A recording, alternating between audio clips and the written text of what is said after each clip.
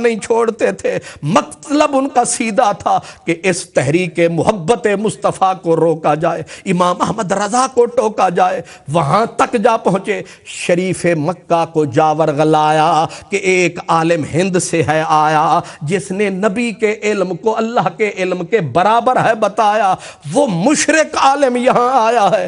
شریف مکہ نے ڈیوٹی لگائی علماء کی کہ اس بندے کو جا کے اس کے سامنے یہ سوال رکھے جائیں، اس سے جواب لیا جائے۔ جب شریف مکہ گورنر مکہ کا آرڈر ہوا، امام احمد رضا فاضل بریلوی کے سامنے مکہ المکرمہ کے علماء پہنچے اور سوالات سامنے رکھے۔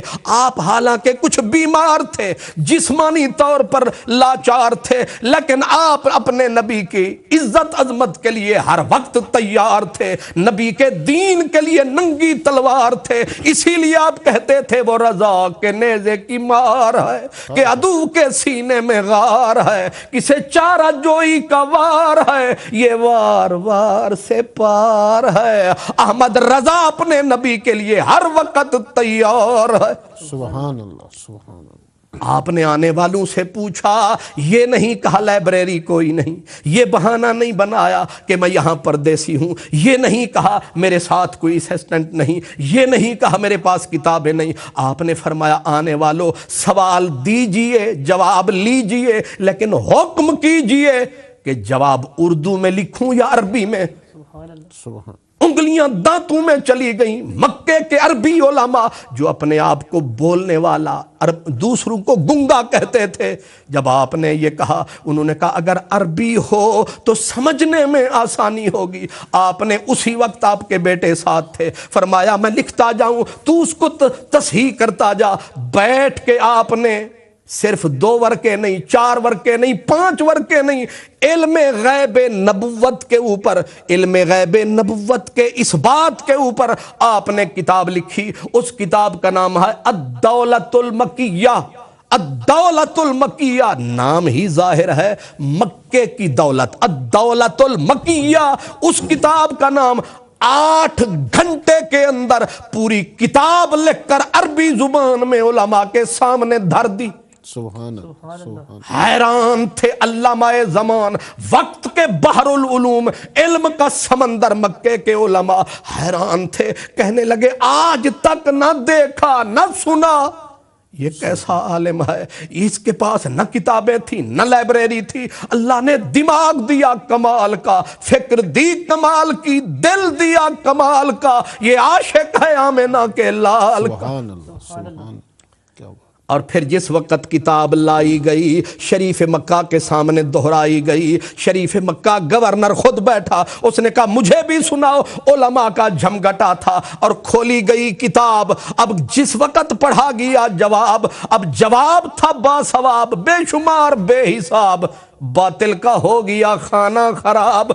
وہ کتاب جب پڑھی گئی اور پھر ایک ورقہ، دوسرا ورقہ، تیسرا ورقہ، جو کتاب کے ورقے الٹتے رہے، باطل کے بادل پھٹتے رہے، سارے باطل کے بادل چھٹتے رہے، پردے ظلمت کے کٹتے رہے، اور ورق کے کتاب کے وہ لوگ پلٹتے رہے، یہاں تک کہ جس وقت جواب کامل آیا، خود شریف مکہ نے ایسے ہاتھ مار کے کہا، اس نے کہا اللہ یعطی وہؤلاء یمنعون۔ اس نے کہا اس کتاب کو پڑھ کر تو یہ لگتا ہے کہ اللہ دے رہا ہے، نبی لے رہا ہے، یہ کون ہے جو بیچ میں رکاوٹ بن رہے ہیں، یہ کون ہے جو دیوار بن رہے ہیں؟ اللہ دینے والا، نبی ہے لینے والا، یہ ملا کون ہے بیچ میں روکنے والا؟ اس کی کیا مجال ہے؟